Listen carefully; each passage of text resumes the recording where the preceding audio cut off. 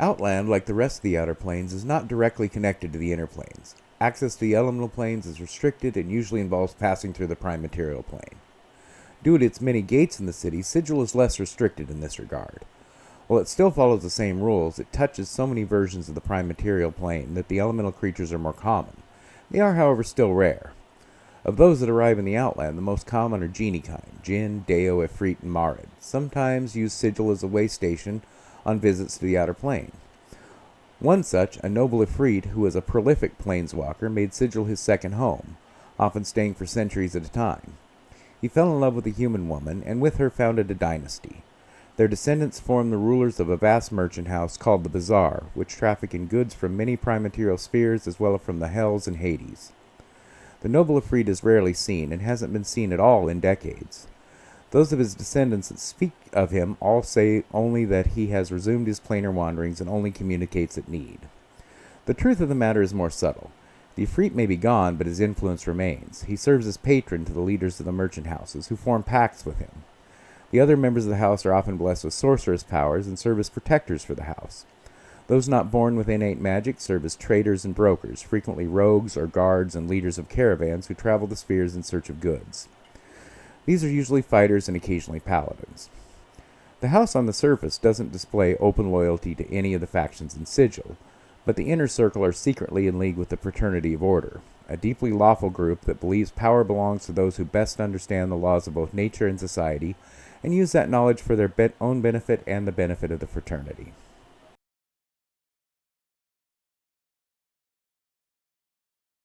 Hi everyone, and welcome to a magical episode of The Dungeon Crashers. I'm Guy. And I'm Zapil.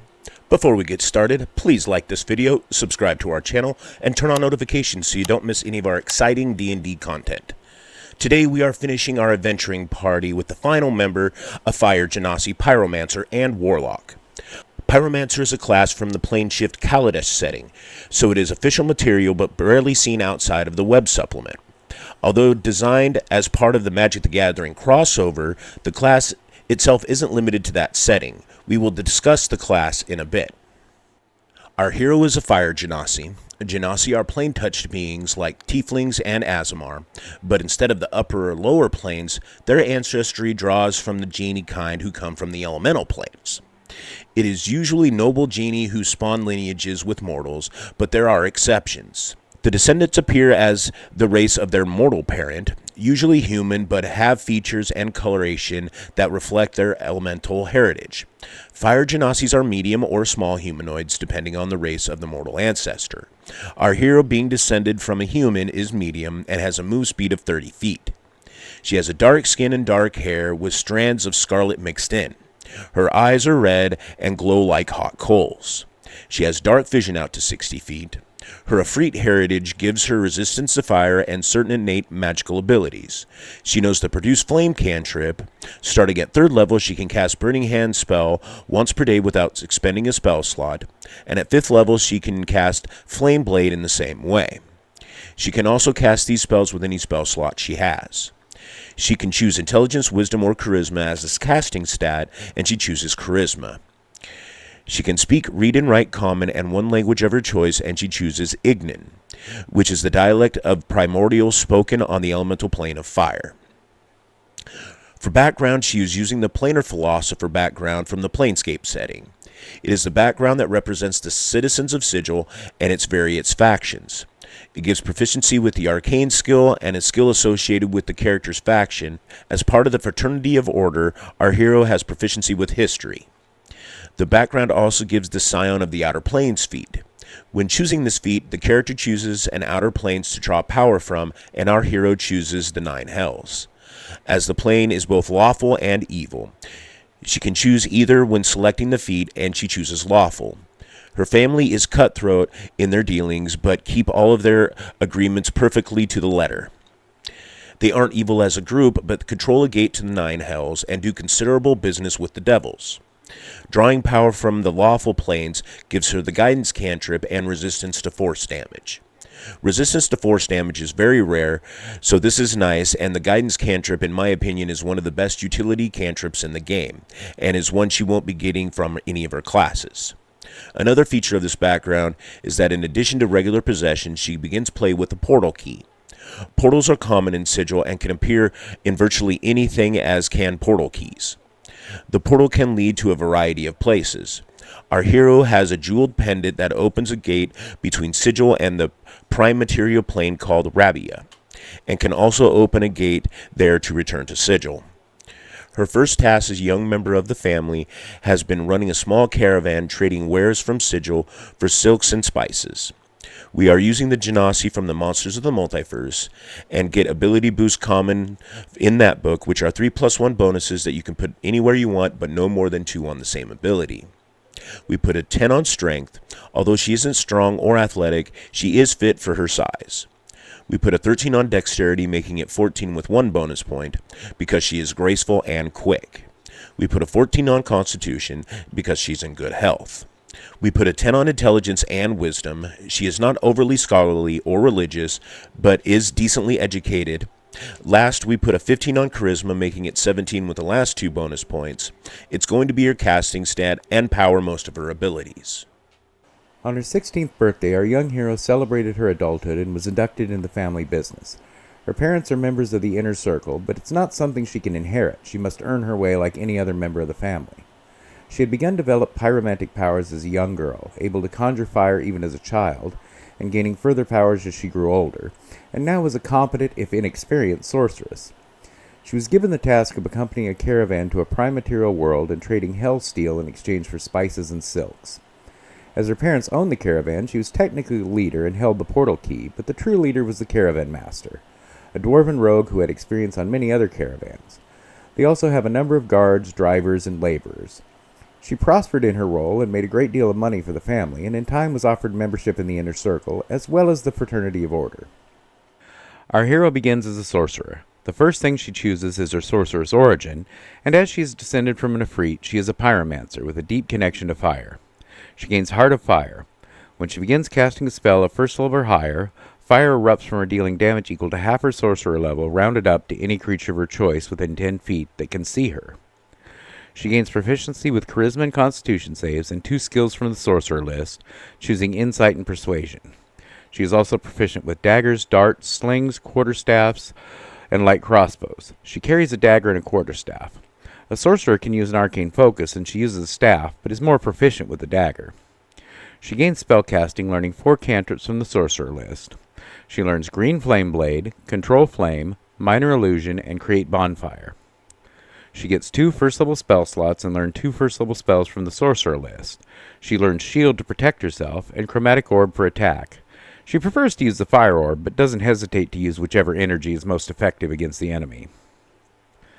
At 2nd level, she makes a pact with her Efreeti ancestor, becoming a first-level warlock with the Genie patron. She gains proficiency with light armor and simple weapons, and will begin wearing studded leather armor. Her patron grants her a vessel, which is a ruby ring, and she gains bottled respite. As an action, she can magically vanish and enter the ring. Inside the ring is an extra-dimensional space, 20 feet high and 20 feet in diameter, that is decorated with cushions and tapestries that suit her tastes. She can leave items in the space when she leaves, and they will remain until she carries them out or the vessel is destroyed. She also gains Genie's Wrath. Once on each of her turns, when she's hits with an attack roll, she can add her proficiency modifier in fire damage to the target. The complete rules for the vessel are in Tasha's Cauldron of Everything. She gains Pact Magic, learning 2 cantrips and 2 spells from the Warlock list. For cantrips, she takes Eldritch Blast, which will usually replace Produce Flame as her main attack cantrip, and Friends to help with negotiations. She has 1 Pact Magic slot, which is kept separate from her Sorcerer spell slots, and recovers on a short rest instead of a long rest. She will get more Pact Magic slots as she gains levels, but never very many.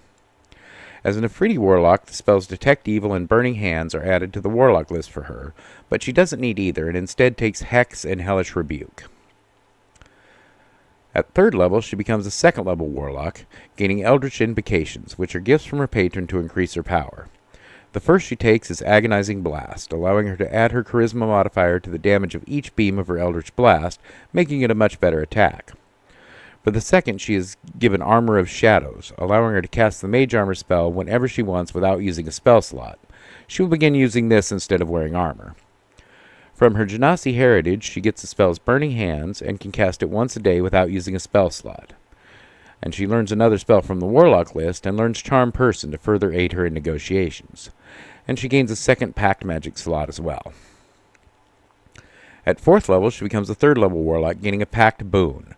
Her patron empowers her in a particular way, which can be a Pact of the Sword, making her a warrior, Pact of the Talisman to help her support her allies, Pact of the Chain giving her a magical companion, or Pact of the Tome, making her a more powerful spellcaster. Her patron gives her a Book of Shadows that contains Eldritch Knowledge. It gives her 3 cantrips that can be from any spell list and don't have to be from the same list. They count as Warlock spells for her and use Charisma for the casting stat. From the Druid list, she takes Shillelagh. Until now, she's been using her staff as a focus for her Warlock and Sorcerer spells, but fighting in melee with her dagger, when she is unable to avoid melee combat. Now her staff can use her Charisma modifier, and combined with Green Flame Blade and her Genie's Wrath will make her an effective fighter. From the Cleric list, she takes Sacred Flame. It's good to have a saving throw cantrip or 2 to use against enemies that are difficult to hit with an attack roll. And also from the Cleric list, she takes Word of Radiance, giving her an option if she's surrounded. If her book is lost or destroyed, she can perform a 1-hour ceremony as part of a short or long rest to receive a new one. If her old one still exists, it's destroyed. Her Pact Magic slots become 2nd level, and she can learn another spell from the Warlock list that can be 2nd level. Her patron adds the spells Phantasmal Force and Scorching Ray to the Warlock list for her, and she learns Scorching Ray. It's a strong attack spell and fires multiple beams that will benefit from Hex if she has it cast. She can also retrain a spell, and she trades Charm Person for Phantasmal Force. At 5th level, she becomes a 4th level Warlock, getting an ability score improvement on her feat, and she takes the Agent of Order feat from the Planescape setting. It lets her increase her Charisma to 18, and grants her the ability of Stasis Strike. Once per turn, when she damages an enemy that she can see within 60 feet, she deals an additional 1d8 force damage to it, and causes it to make a Wisdom saving throw with a DC of 8, plus her Charisma and Proficiency modifiers, or be bound by spectral chains that give it the Restrain condition until the start of her next turn. This can be a nice addition to either her Eldritch Blast or Green Flame Blade attack. Also, it says once per turn, not once on her turn, so she could also use it on a target of her Hellish Rebuke. She can use this ability a number of times per day equal to her Proficiency modifier. She learns another cantrip and another spell from the Warlock list. For the cantrip, she takes Mind Sliver, getting another saving throw cantrip that deals psychic damage and targets intelligence. It also has the bonus of making the target weaker against the next spell it has to save against. For the spell, she takes Mirror Image for a strong defensive spell that doesn't use her concentration. Her Genasi heritage gives her the spell Flame Blade, and she can cast it once per day without using a spell slot. How good this is depends on your DM. If your DM allows her to use Green Flame Blade with the Flame Blade spell, then it is definitely worth doing, if she's going to be in close quarters. Now, rules as written, the blade cantrips require a weapon with a value of 1 silver piece as the component so this won't work.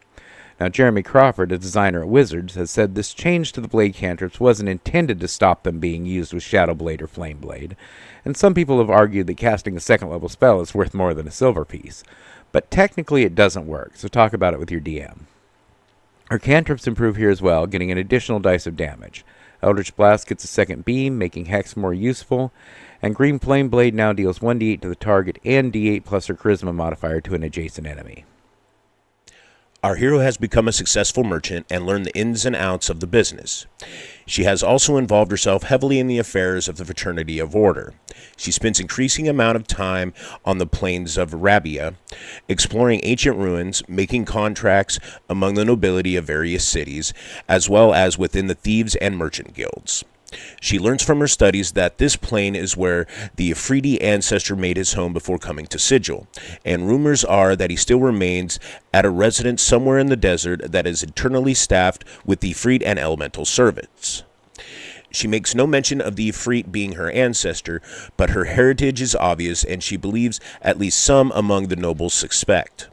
She decides she will explore the desert and seek out this residence. Her patron communicates with her only rarely and seems content that she just fills her role in the family business. She believes if he objected to her seeking his home, he would say so and takes his silence as permission. At 6th level, she becomes a 2nd level sorcerer, gaining Font of Magic, which are sorcery points that she can use to create additional spell slots. She can also trade those spell slots for additional sorcery points when she has other ways to use them. She has a number of sorcery points equal to her sorcerer level. She gains a 3rd first level spell slot and can learn another first level spell from the sorcerer list, and she takes Silvery Barbs. Some DMs don't allow Silvery Barbs, and if that's the case, take Absorb Elements instead. She has a good number of reaction spells now, and should use her sorcerer slots for those when possible. Spell slots are a limited resource, so she can't use her reactions constantly, but used strategically can turn combats in her favor. At 7th level, she becomes a 3rd level sorcerer, gaining Meta Magic.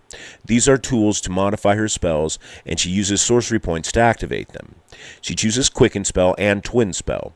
Quicken Spell lets her spend 2 sorcery points to change the casting time of one spell from one action to a bonus action. This can be very powerful with a spell like Scorching Ray, and it works well with Eldritch Blast and Green Flame Blade, letting her make 2 attacks with her staff, adding the Green Flame Blade damage both times. Twin Spell lets her spend 1 sorcery point per level of the spell to copy a single target spell and target a different creature. This is good with Chromatic Orb or a cantrip like Produce Flame.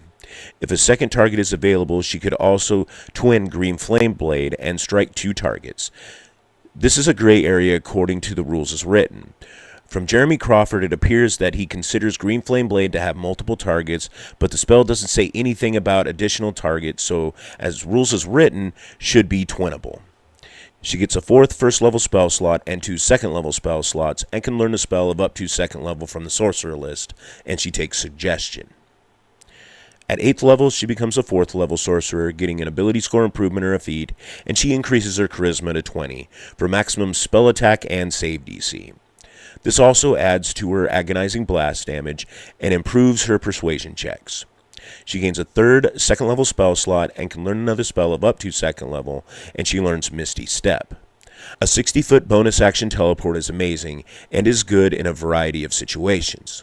She also learns another cantrip from the sorcerer list, and she learns Mage Hand for another useful utility cantrip. At 9th level, she becomes a 5th level sorcerer. She gains 2 3rd level spell slots and can learn a spell of up to 3rd level, and she chooses Fireball. This is her brute force solution to problems and can be quickened. It's important to remember that you can cast a leveled spell as a bonus action. You can't cast a leveled spell with your action, so you can't double cast Fireball. But she could cast Fireball and follow it up with a cantrip such as Eldritch Blast or Green Flame Blade. At 10th level, she becomes a 6th level sorcerer. From Pyromancer, she gains Fire in the Veins. It gives her fire resistance, but she already has that. The important part is that her spells now ignore fire resistance of creatures they damage. Fire resistance is common, so this ability is vital for a Pyromancer. It doesn't ignore fire immunity, so creatures that aren't affected by fire will still not be affected. She does have spells like Chromatic Orb that can do other damage types, and a variety of cantrips with other damage types, but is still weak against these enemies. She gets a 3rd level spell slot and can learn another spell of up to 3rd level, and she learns Hypnotic Pattern. It is an amazing spell to control a battle against multiple enemies. Lock them down and take them out one at a time. At 11th level, she becomes a 7th level sorcerer. She gains a 4th level spell slot and can learn a spell of up to 4th level, and she chooses Wall of Fire. It combines an area of effect damage spell with a battlefield control spell to great effect. Her cantrips also improve here, getting a 3rd dice of damage. Green Flame Blade now deals 2d8 damage to the target and 2d8 plus her charisma modifier to the adjacent enemy. Finding the Ifrit's home took many months. She has good caravan masters to handle her business and has the freedom to spend her time exploring. The first breakthrough was a manuscript in an obscure library. She had paid agents to search for any references to a noble Ifrit. The text was old and yellowed parchment. It spoke of the Ifrit in the same poetic language that many cultures use to describe their gods. It spoke of the Ifrit bringing an apprentice to his home, a goblin of all things, but no ordinary one. This goblin was a sorcerer of great power. The text culminates with the goblin becoming a planeswalker like its master, the Ifrit. The clue to the Ifrit's home lay in one of the lines of poetry where it describes the stars shining between a pair of stone pillars. Our hero began asking merchants and guides if they know of such a place. In the end, it was a common mercenary that gave her the information. He spoke of an oasis where his men went to water their horses. They saw a heat shimmer between two stone spires that appears as if it were a castle. The men circled the spires, but there was nothing but sand. The mercenary remembered it because his men took it as a bad omen and refused to return to that oasis, traveling leagues to the south to find another. At 12th level, she becomes an 8th level sorcerer, gaining another ability score improvement or feat, and it's a toss-up between dexterity and constitution. Both need improvement. Since she has magical ways to protect herself, she's going to gain more benefit from constitution.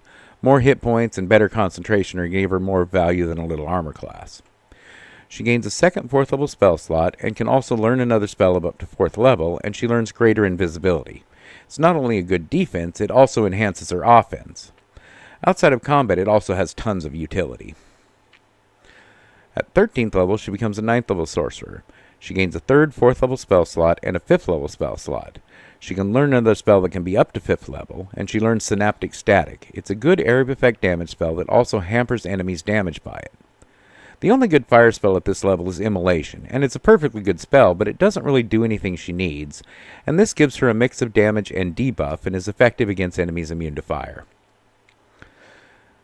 At 14th level, she becomes a 10th level sorcerer and gains another meta magic option and takes Transmuted Spell, allowing her to change the damage type of her spells for 1 sorcery point.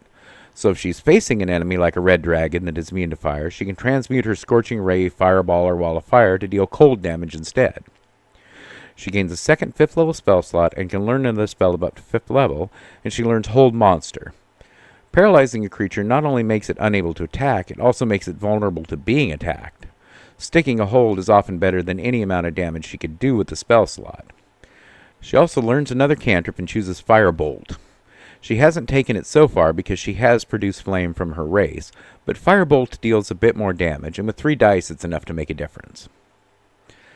At 15th level, she becomes an 11th level sorcerer. She gains a 6th level spell slot and can learn a spell of up to 6th level and chooses Disintegrate. It's a very powerful single target attack and can be twinned. It also deals force damage, which is excellent against targets that are immune to fire.